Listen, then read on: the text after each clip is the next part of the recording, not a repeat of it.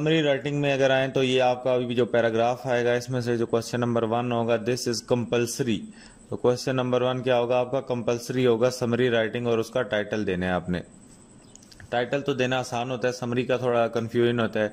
तो चलिए video start करते हैं। चैनल सब्सक्राइब कर लीजिएगा। और यहाँ पे समरी राइटिंग में सबसे पहले इसकी हम डेफिनेशन पढ़ लेते हैं। मैंने आपके लिए लिख के लाया हूँ। A summary represent the major ideas from a text while reducing it length. तो ये कल मैंने बिल्कुल वैसे तो नेट पे भी अवेलेबल है, लेकिन आसान वर्डिंग आपके लिए प्रॉपर चूज करके एक वर्ड फाइल तैयार की है। और यहाँ पे ये कहता है कि summary represent the major ideas from the text.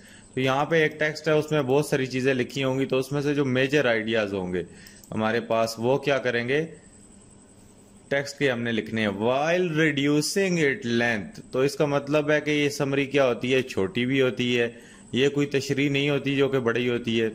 उसके बाद अगर नीचे आप ये ब्लू वाले में पढ़ें तो to write an effective summary you can rearrange the order of points. तो हम क्या कर सकते हैं, rearrange the order of points. हम पॉइंट्स को आपस में रीअरेंज कर सकते हैं।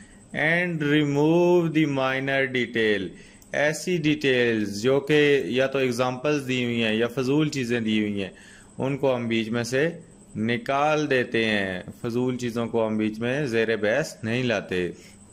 जिस तरह आपको एक कहानी है कि फॉर एग्जांपल के फाख्ता और चींटी की कर लें, तो फाख्ता ने चींटी को बचाया और चींटी ने उसको शिकार होने से बचाया। तो इस कहानी को देखे कितने लंबे चौड़े सीन्स में लिखा है। तो काम की बात बीच में से क्या है, ये है। तो बीच में से हमने काम की बात लिखनी होती है। तो समरी राइटिंग का फॉर्मेट, इसके बारे में कुछ पॉइंट्स हैं, देख लेते हैं। यहाँ पे when writing a summary remember that it should be in a form of paragraph.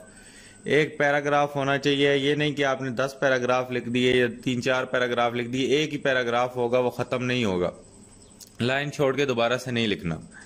Rule number 1 तो इसका ये आपने ज़हन नशीन कर लेना है। उसके बाद रूल नंबर 2 में कहता है summary begins with a introductory sentence that state the text title, author and main point of the text as you see it.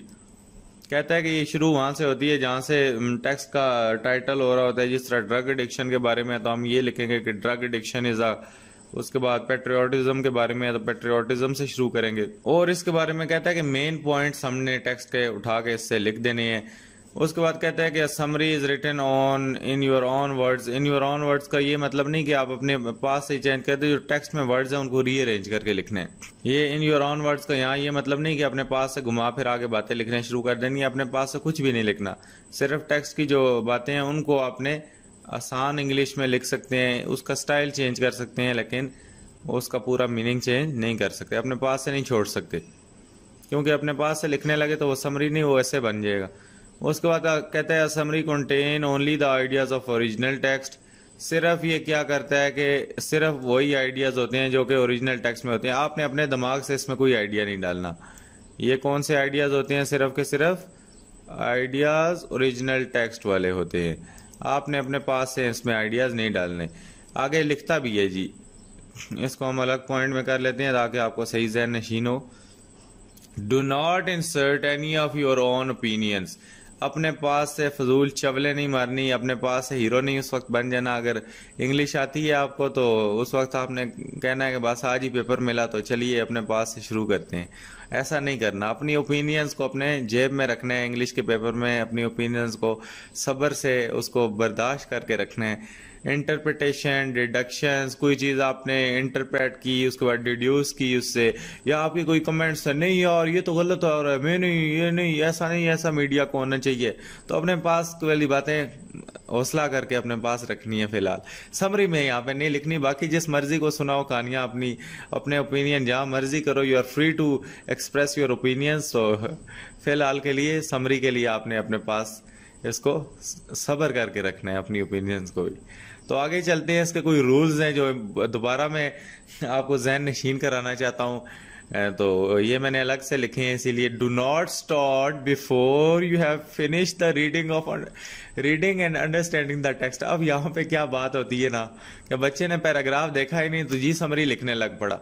अब पैराग्राफ पढ़ूंगा तो मेरा टाइम वेस्ट हो जाएगा, तो टाइम वेस्ट होगा तो मेरे आखिर से वो ऐसे रह जाएगा, एप्लीकेशन लेटर रह जाएंगे। तो बेटा मेरी बात सुनो, थोड़ा सा पहले पढ़ लेना है। तो ये ज्यादा चलाक बनने के चक्कर में आप समरी भी गलत लिखोगे, उसका टाइटल भी कुछ और लिख के नीचे क्वेश्चन का आंसर भी गलत दोगे। सबसे पहले जब पेपर आएगा तो आपने पैराग्राफ पढ़ लेने। पैराग्राफ आपने पढ़ लिया तो आपको पता है कौन से क्वेश्चन का आंसर किधर है और कौन से वर्ड का मीनिंग किधर जाएगा, और उसके बाद हमारे पास उसकी समरी भी क्या बनेगी। तो ये जो गलती करते हो, ये गलती मैंने नंबर 1 पॉइंट पे इसीलिए लिख दी। उसके बाद do not panic at all. अब लड़के हो पैराग्राफ देखा जी, मैं तो बुक से बाहर से पैराग्राफ खुदा ना खास्ता कल आ गया तो पैनिक हो गए। ओ भाई पैनिक नहीं होना, क्या हो गया, पैराग्राफ जहां मर्जी से आए। मैंने पिछली एक वीडियो बनाई हुई है, आपको उससे क्वेश्चन आंसर निकालने आसानी से आते हैं। एक और वीडियो बनाऊंगा, पूरे 10 चैप्टरों के पैराग्राफ डिस्कस करने जा रहा हूँ, टेंशन नहीं लेनी।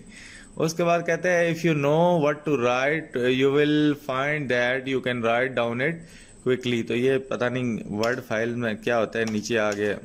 तो यहाँ पे कहता है if you know what to write you can find that you can write it down quickly. आपको जब पता है मैंने क्या लिखना है तो आपको पता है यार एक बार पैराग्राफ पढ़ा है, ये यहाँ से यही चीजें लिखनी है और वो जल्दी जल्दी आप लिख लेंगे। फिर कहता है कि be accurate, never change the meaning of the original text. यहाँ पे ओरिजिनल से मतलब है ओरिजिनल टेक्स्ट या ओरिजिनल पैराग्राफ। उसके बाद कहता है कि remove minor details and examples. तो ये एग्जांपल्स का वर्ड मैंने स्पेशली यहाँ पे ऐड किया है कि बीच में कहीं लिखा होता है फॉर एग्जांपल, वो फॉर एग्जांपल वाला तो आपने डालना ही नहीं है पैराग्राफ में। रिमूव माइनर डिटेल्स, जो छोटी मोटी डिटेल्स है, जिस तरह था कि वो च्यूंटी और फाख्ता वाली कहानी की मैं आपको उसी की मिसाल दी है, तो चले आगे भी बता देता हूँ। तो आपस में उनकी बहुत दोस्ती थी, ये था वो था, एक दूसरे के घर जाती थी ये। तो यहाँ भी काम की बातें क्या हैं, काम की बात यह है कि शिकारी आया, उसने उसकी जान बचाई। उसके बाद जब च्यूंटी डूबने लगी तो उसने क्या, फाख्ता ने ऊपर से पत्ता फेंक के उसकी जान बचाई। तो बजाय वो एग्जाम्पल्स देने की यार उनकी दोस्ती की मिसाल नहीं मिलती है, एक दफा तो ये हुआ तो वो हुआ, तो जो काम की बात है टॉपिक के रिलेटेड वो लिखनी है। फिर कहता है कि reorder the ideas as needed. आप इनकी अरेंजमेंट चेंज कर सकते हैं। कोई पहली लाइन है, उसके बाद आखिरी लाइन है और दरमियान वाली लाइन, दरमियान वाली को आखिर में, एक सीक्वेंस अगर उस तरह बन रहा है तो लिखनी है। पता चले कि सर से लेकर, आपने अपनी बॉडी की एग्जांपल लेनी है, सर से लेकर पांव तक एक जो सीक्वेंस बन रहा है उस लिहाज से आपने समरी भी लिखनी है। तो ये नहीं कि आपने पहले आपने आंखों का डिस्कस किया और उसके बाद पांव पे चले गए और फिर दरमियान में आप दोबारा मुंह पे आ गए, तो इस तरह तो नहीं होता। उसके बाद कहते हैं रिजर्व योर ओपिनियन। अब ये जो आखिरी पॉइंट है ना, ये मैंने दोबारा लिखा है। अब इसमें रिजर्व का क्या मतलब है? रिजर्व हम किसी चीज को क्या करते हैं, बचा के रखना, इसका वो मतलब है। यहाँ पे इसका क्या मतलब है, रिजर्व का बचा के रखना। तो अपने जो ओपिनियंस हैं उनको क्या करना है, कोर्ट रखनी है, यहाँ पे उनको बचा के रखने, अपने पास से ओपिनियंस नहीं देने। मुझे पता है आपके बहुत एक्स्ट्रा ऑर्डिनरी और बहुत अच्छे अच्छे ओपिनियंस होते हैं, मेरे से तो बहुत ज़्यादा ही अच्छे होंगे। तो आपने यहाँ पे अपने ओपिनियंस का अपने पास इनको रखना है। जेब में जब पेपर दे के आएंगे ना, बाहर निकलते हुए अपने दोस्तों से खूब ओपिनियन जानने। दोस्त है या सेंटर में कोई दोस्त यार नया बन गया है, जो भी है उसका दिमाग रच के खाना है। यहाँ पे फिलहाल आपने क्या काम करना है, ओपिनियंस को पास रखना है। तो उम्मीद है यार समझ आ गई होगी। आप कह रहे होगे कि यार पैराग्राफ दे के एग्जांपल नहीं दी, तो रुको पैराग्राफ ही लाया हूँ, टेंशन क्यों ले रहे हो। फिलहाल ये पैराग्राफ मैं बुक से तो नहीं लाया, ये मैंने समरी की वर्कशीट एक निकाली हुई है, तो ये भी इंटरनेशनल इंपॉर्टेंट चीज़ है, तो इसको देख के समझा देता हूँ आपको। तो समरी राइटिंग एक बहुत बड़ा क्योस बना है, क्योंकि 6-7 नंबर है भाई, पहला क्वेश्चन ही समरी राइटिंग है। तो उम्मीद है जिस तरह समझा रहा हूँ समझ आ रही होगी, टेंशन नहीं लेनी, समरी राइटिंग इज नथिंग। तो अभी देख लेते हैं इसकी आगे पूरी बुक की समरी राइटिंग भी आपको बताऊंगा, तो आपको पता चलेगा यार क्या क्या लिखना होता है क्या क्या नहीं। अभी भी किसी को समझ नहीं आए तो वो भी बिल्कुल टेंशन ना ले। उसके बाद यहाँ पे देखें summary the main idea, worksheet number 1 हमारे पास आती है जी। इसमें वो कहता है क्रिएट द टाइटल, इसमें क्वेश्चन उन्होंने दिए हुए हैं, create the title of paragraph, उसके बाद एक्यूरेटली समराइज द टेक्स्ट और your summary must describe all the key ideas of the text. तो ये देखिए ये रूल्स उसने ऊपर दिए हैं, फेडरल बोर्ड वाले ये आपको लिख के नहीं देंगे, आपको वैसे पता होने चाहिए। तो do not include your opinions. तो ये देखें यहाँ पे भी वो कह रहा है कि अपनी ओपिनियन, पर्सनल इन्फो अपनी समरी में नहीं डालनी, अपने कॉल रखनी।